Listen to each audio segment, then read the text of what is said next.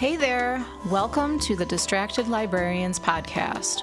We're your friendly neighborhood bookworms with a penchant for all things pop culture. Picture this as our digital campfire, where we dive into our latest obsessions, analyze our favorite distractions, and rediscover the joy of reading. Whether you're a media enthusiast, a book lover, or just need a break from the daily grind, you've come to the right spot. So kick back, relax, and get delightfully distracted with us. Hey everybody! On this episode of the Distracted Librarians, we're going to talk about self-help books. I'm Nicole. I'm Drew.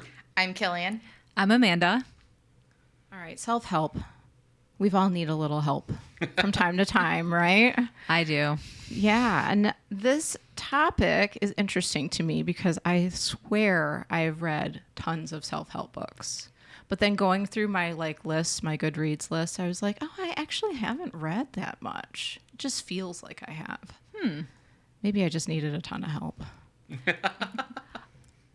I think it's interesting because a lot of the self-help books are so evergreen. And they are just library staples. And it's also a huge section. Yeah, I was surprised that it is. I mean, when I worked in the bookstore, it was very, very popular. Mm-hmm. But yeah, it seems like it's people are really focused on bettering themselves and reading a book about it. Yeah. And I mean, I will join you in a person who has read a lot of self-help books. But I find that it's just interesting because it's almost everyone. Yeah. It's almost everyone. I get requests for self-help books all the time. And it is every age. It is every walk of life. And part of me is just like, are we all existing out there wondering if we're not doing it right and need to be doing it better and someone can do it better than me and I wish I was like that person. And I feel based off of the library, the answer is yes. Yeah. The answer is absolutely yes. Well, and I think that there are phases of our lives where we seek out more help. I feel like after I had my kids, I was like, how many books can I read about this? They didn't give me the manual on how to do this. Also, not all self-help books, in my opinion, are things that actually stick with you. They're more like a safety blanket in the moment. I don't know, I would feel better because I was reading the book because I was going to make a change, but did it actually change my life? Probably not. No. The thing that I appreciate about self-help books is that they're able to go into sort of the why of why these changes are being recommended. Because I think in daily life, just in conversation or in YouTube shorts, whatever, you get all of this advice thrown at you constantly, and you never really get the chance to understand what it's about. And in a 300-page book, they can tell you, this is the research that went into it. This is why this is recommended. This is why it might not work out for you, but why this is like a staple of thought around it. And I appreciate that.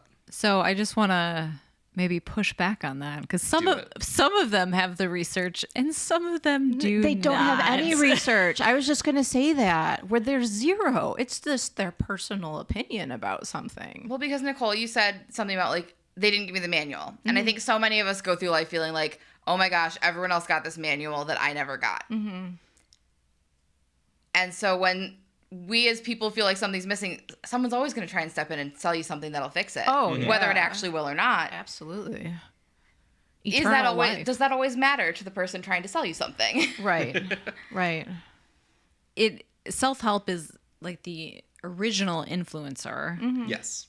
And what I see a lot, and I didn't used to see it in this framework, and I think because now you see influencer culture and you're like, oh, especially once I became a parent, I'm like, oh, this parent thinks their child is incredible and therefore they must be doing something right.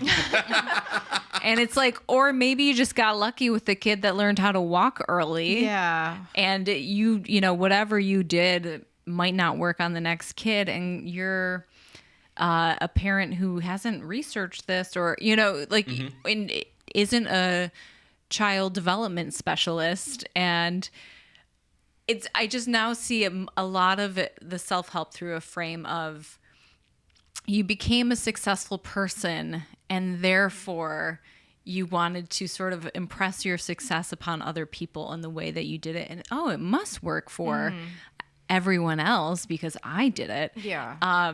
So I sort of laugh at self-help, but I still read it and I still like it. Yeah. Yeah, because like I said, it's that there's like the safety blanket, right? Like I'm making a change. I'm going to be a better person. Yeah. And it might just get you through whatever hard time that you're while you're reading it, and then you can just move on to something else. Yeah.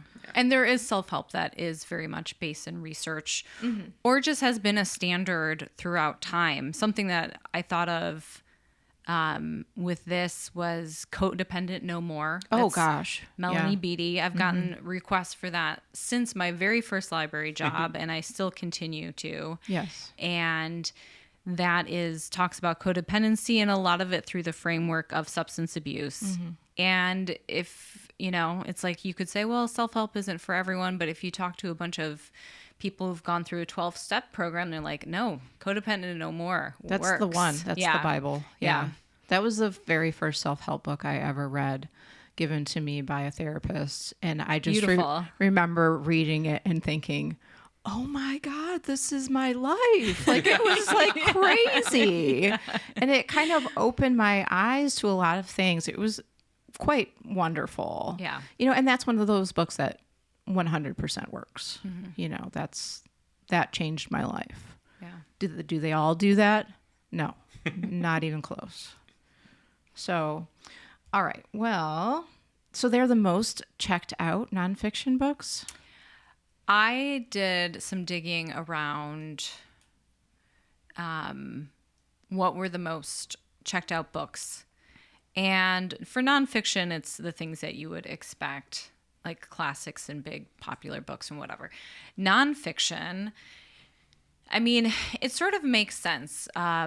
What really calls to the greatest amount of people. And the thing is, self-help, you think of self-improvement, but I think there's a lot of things that could really fall under that. Yeah. And one of the things that I was gauging it by was the New York Public Library had a list of most checked out things, and they would do it by year. Sure. And generally it was always almost a self-help book. Currently, Let Them Theory is huge by Mel Robbins. Yes. Yeah. But also Malcolm Gladwell's Outliers, which I wouldn't really consider that to be a do better kind of thing. Yeah. I don't know, because the whole idea is that you hone a skill over 10,000 hours. Right. The master theory. And you can become a master. Right. And so a lot of people have applied that very rigorously to their life. I feel because it's brought up a lot in sort of popular culture, but also it is this book that just keeps on. I mean, and the thing is, but that has a lot of scientific basis, right? Because doesn't he go through and talk about all these different people that have done that? So I love the podcast Books Could Kill. Okay. And they have sort of picked it apart. Oh. And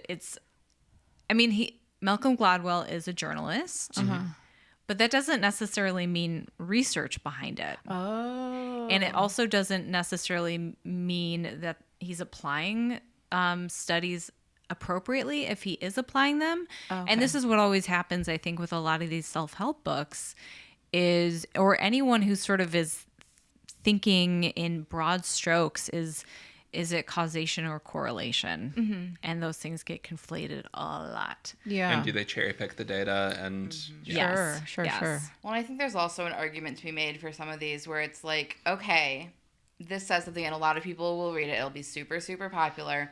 And it makes a lot of people feel better, and it may even change their lives as an individual. Right. But does that make them a better part of society? Does that make them a better, parent to their child or partner to their spouse? Or any, friend to their friends? Yeah. Or does it actually do the opposite? Because there are some big ones out there that have gotten a lot of criticism for being so hyper individualistic that they do more harm than good. Yeah. And it's interesting because, in the Dewey Decimal System, most self-help books are under 158, Okay. which is applied psychology. Okay. So you're sort of thinking pop psychology. But the thing is, like, they aren't psychologists for the most part who are writing these. Right. Most of the time they are someone who's like, and I mean, even Malcolm Gladwell, who Outliers is not in pop, in self-help or applied psychology. I think that's a 300s book. But a lot of times the person writing it wants to just get their message out. They want to be like, hey, like, apply my system, and therefore, then come to my workshop. That's $3,000. Oh, Tony Robbins, Yeah. Totally.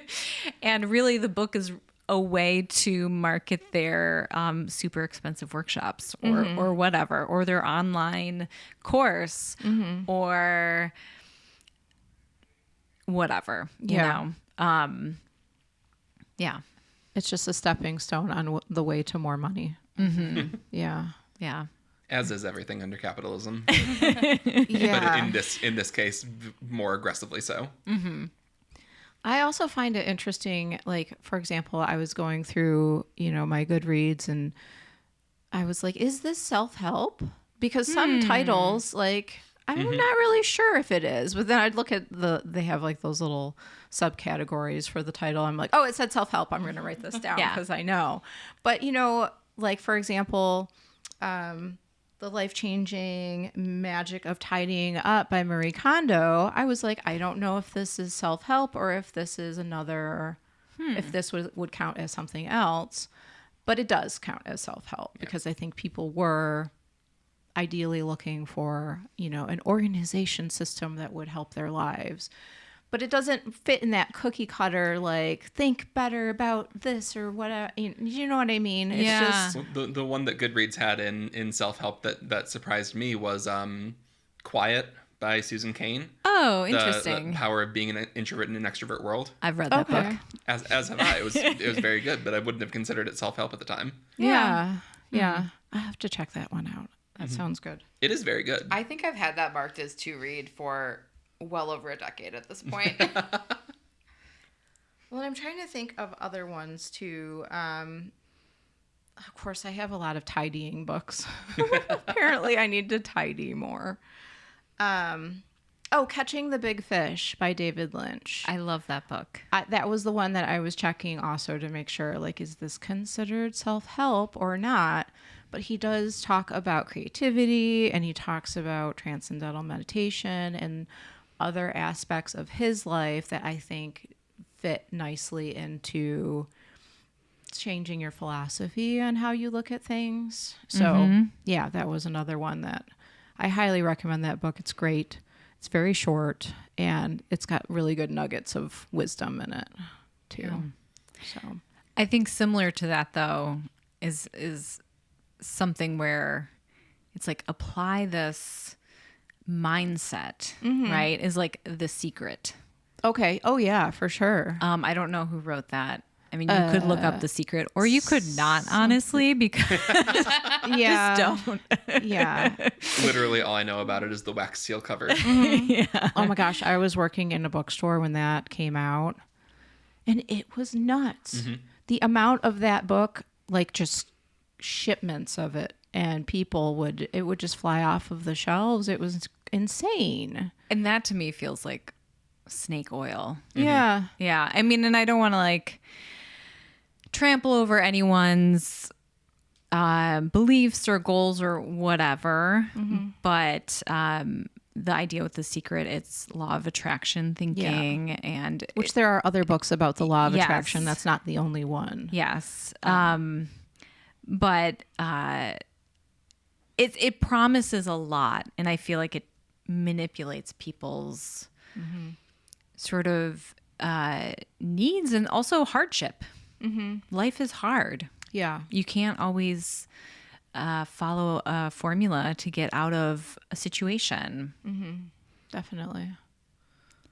Yeah, so a lot of the self-help books can have like sort of a religious or inspirational vibe to them, philosophical. I mean, there's just so many different things. It's like anything that people could possibly be looking for. Productivity is another big subject. Which is the 4-hour work week is on. We had put that on this list. I looked into that book and I was just like, I don't really get how this is feasible. Like it sounds great, but he's truly huge. Does. He's like a whole industry of himself, the author, who I'm going to see if I wrote it down. No. Tim Ferriss. Oh, Tim Ferriss. Yeah. I mean, and the reason I know is there's a bunch of spin-off books. I think he has like a cottage industry of books and a podcast, and I'm sure he's nice to listen events. to. Oh, nice. He has a podcast. He's interviewed people that I like. He's cool, I guess is the best way I would put that. But again, looking at the book, it's just like, why? That it seemed like snake oil also. It's not a feasible thing. So Amanda mentioned earlier that like the self-help books are kind of the original influencer. And I think what we're talking about here with this, like it's all to sell things. It starts feeling very snake oily. It's that same thing that has happened to influencers. People were like, okay, we trust them because they're real people until they become a business in and of themselves. Oh, sure. Now you should buy my lingerie. Because I told you to do whatever. I don't know. Yeah, a whole line of merchandise things. Same trajectory that influencers have followed. Self-help gurus of sorts kind of laid the groundwork for. Where this person that we've been looking at as a real person all along moves to LA, starts doing brand deals with companies that they would have rejected 3 years ago. Starts a cult and invites everybody to live on their compound. That one too. Yeah. It's just so interesting. I mean, after we read the Susan Orlean book, that's like, talking about the guru and all of that, I was like, oh my gosh. There's I will just plug this small book. It's coming out, American Trickster. So Carlos Castaneda, who wrote, Don Juan, The Teachings of Don Juan. Who that came out, I believe, in the 70s, and it wasn't a self-help book, but it was a new age spirituality classic. Because a lot of people really took these sort of teachings to heart. And it was supposed to be written as an anthropological study, as all true. Anyway, American Trickster is a book that is coming out soon, and is someone who, and there's also been a podcast on this, lots of writings, etc. But that Carlos Castaneda actually did end up then forming a cult. Oh, really? Yes. Oh, wow. Literally, had followers and had a lot of mind manipulation. And it all just started as him writing a book and having success, and then sort of, how they say, getting high on their own supply. So, yeah. I do think it's interesting how you'll get people who are like, oh, I don't understand how people fall for influencers. And it's like, but are reading all of the self-help books all the time. And it's like, well, you're already kind of predisposed. You did it yourself. Yeah. It's sure. Is it a canon event that you're going to fall for something like this at some point in your life? Yeah. Well, it's what you want to hear, right? You're looking for the thing that you want to hear from people. And I think you're just kind of looking for something that's going to make you happy. Whether you're looking for it because someone on TikTok told you that it's going to change your life, or a self-help book. Yeah. People just want to be happy. For sure. And there are also the ones that go into it already sounding very manipulative. I was looking at your generated list, and how to win friends and influence people. Get anyone to do anything. Ugh, that sounds so creepy. It does. Doesn't it? I mean, okay. And it attracts those people as well who aren't really trying to improve themselves, but are trying to improve their relationships with others through maybe not great means. Manipulation. Yeah. Yeah, definitely. And then you have a book like The Power of Now by Eckhart Tolle, which is all about looking at within yourself, which seems a little less creepy, right? Because you might actually be able to make some adjustments in your thought process. Does it help or benefit the people around you? Maybe not, like Killian had said. But, I read that book and it actually had a profound effect on the way I thought about things. The concept is just, instead of looking to the future, which causes anxiety, or looking elsewhere, focusing on this exact moment at all times, like living in this now. And there's also tasty tidbits about how your thoughts are not really you, which is kind of an awesome idea too, because our thoughts are terrible sometimes. I don't know. It's just good stuff, and I'm not gonna be Oprah Winfrey and go about it all day long. But it doesn't seem quite like they're selling as much when it's not to manipulate others. I think, better self-betterment, which is what this whole genre is, self-help. Yeah. Are you truly self-helping yourself if you're helping yourself to other people's things, or, So I don't know. Do you guys have any self-help favorites or things that were impactful to you that are like, oh no, this is really helpful? Or is it just like something you're like, no, I'll stick to my fantasy corner? I have always maintained that I have learned more about myself and the world from fiction than I ever have from nonfiction. I love that. I maintain that in the case of self-help books. I learn more, and I think I have more of a profound experience from well-written fantasy and such than I have from... Because honestly, most self-help books give me the ick pretty quickly. Okay. Yeah. For the most part, I'm on the same page as Killian. There have been a few over the years. I really liked the Subtle Art of Not Giving a Bleep. Yeah, I like that book too. I enjoyed that one. I enjoyed it for the tone and how it is essentially just a pick your battles book. I liked that about it. I needed that in that particular moment. But in general, I do think I had the same approaches as Killian, where I would rather learn more from seeing characters that I can relate to in those situations. Yeah. And sort of extrapolate from there. I'm also the person, if the self-help book says do this, I'm going to go, no.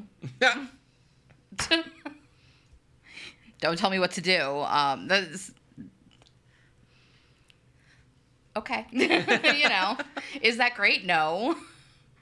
But is that going to be how I fix it? No. Have you guys read Let Them? No. I haven't read it either, but I think I saw a post on Instagram, and this person was basically like, this book is horrible because it's basically like, just let people do whatever they want to you and don't say anything or do anything about it. And I don't know if that's what it is, but that was the impression that this viewer had gotten from the book. And I was like, oh no, that can't be good. I think it's sort of let go and let live. Okay. Is maybe another way to say it. So that reader was not totally wrong, but also not totally right. Okay. But I think a lot of these books are take what is helpful to you and leave the rest. Oh, sure. And that is a very important thing, I think, to mention too, is like, you don't have to sign up for the whole course. You could just take what you need and go. Unless you're Tony Robbins. In that case, sign up for the whole course. Yeah. Okay. Well, I would love to hear what our audience has to say about self-help books. If you've read a bunch, or if you don't read them at all, let us know, because we would love to know. And until then, we will see you next time. Thank you for joining us for this episode of Distracted Librarians. Many thanks to BCTV for their support in recording, editing, and releasing this podcast, and to the Friends of the Library for sponsoring closed captioning on every episode. If you have any questions or suggestions, feel free to reach out to us at distracted@btpl.org. Until then, keep those pages turning and those screens lighting up. We'll catch you in the next episode. The views and opinions expressed in the Distracted Librarians podcast do not necessarily reflect those of Bloomfield Township Public Library, Bloomfield Community Television, the Birmingham Area Cable Board, or its producers or production staff.